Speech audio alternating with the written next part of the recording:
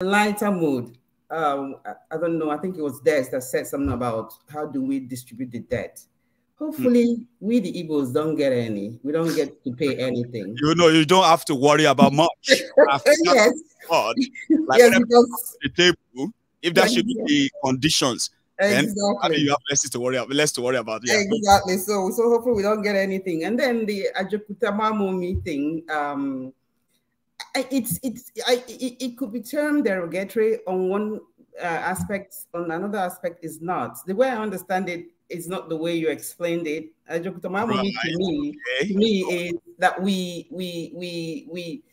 can be so wealthy, Igbo people, we can have a lot of money, but maybe we don't spend it like you Yorubas. You like life. Yes, you like to enjoy life and spend your money. We don't do that.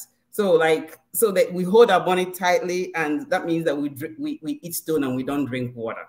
That's literally what it means. That's you know something, right? All my life, throughout my childhood, right, it was actually all about food. See? I mean, I'm not saying that this interpretation and all of that stuff could mean so many things. Depends on who is saying them. You know what I mean, right? Exactly. I can tell you this, that a lot of Yorubas will actually confirm this to you. To say it actually has nothing to do with, but again, I am hearing that for the first time. It's quite, you know, that's derogatory. Yeah, that's derogatory. Yeah, it's derogatory, but it could be true sometimes. I was never taught that.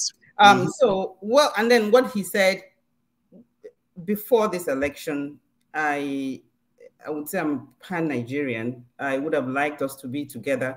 I'm against some of the things they're doing in the East. That's not the way to even fight for Biafra. But with this election, I just tuned off completely. So to me, as an Igbo woman, it's like nobody likes us and they don't want us to smell power, and which is not right.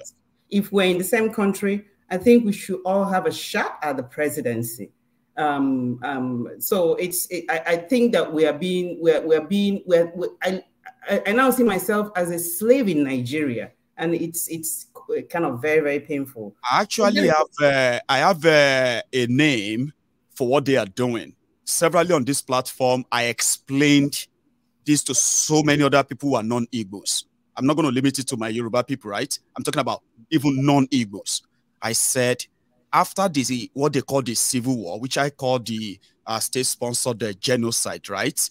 What happened after that was a Cold War, which then made the Igbos, the people that are the system, they are being profiled by the system. So if you are an Igbo person, you raise the bar of suspicion, even among Nigerians, for no reason, just for no reason, for just being Igbo.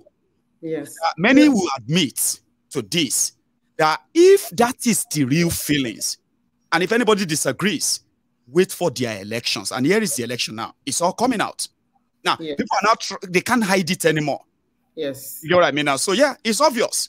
There is a systemic profiling of Igbos in Nigeria.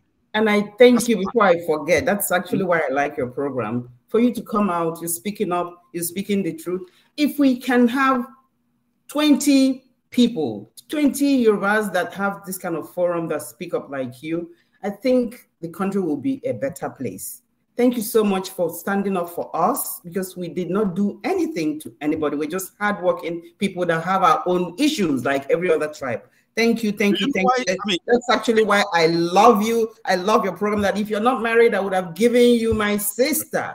Because I've been there, Our Lady, right? I appreciate that you actually see me that way, to say thank you to me. I appreciate that a lot, right? But you won't thank me if you actually understand why I'm doing it. You know something?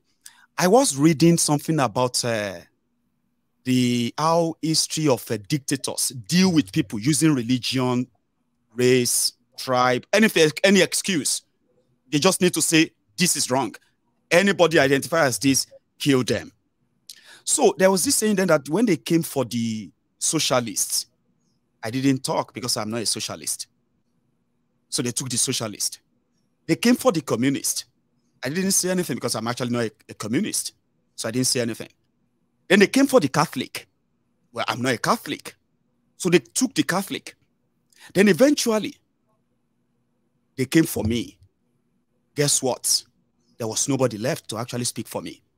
So when they started the propaganda of Biafra, I knew what I would do on my people, knowing our history and this dirty stuff, right, in Nigeria. So I took it upon myself to demystify some of the lies, because I knew what prompted the Biafrans to say they are done with Nigeria. Marginalization, injustice, and all that stuff, right? Mm-hmm. Every part of Nigeria should be demanding for that, if all of us are being serious.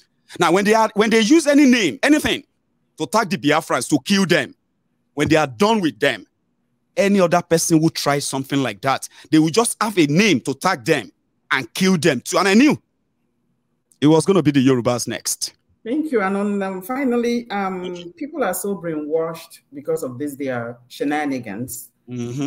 And Obi, though he's Igbo, he represents what the youths want. He is the best candidate for Nigeria. I'm not saying it because I'm Igbo, but I think majority of people that voted, including Yorubas and Hausas, know that he is the Messiah, so to speak, in quotes, that we are looking up to. It's not a tribal thing, and people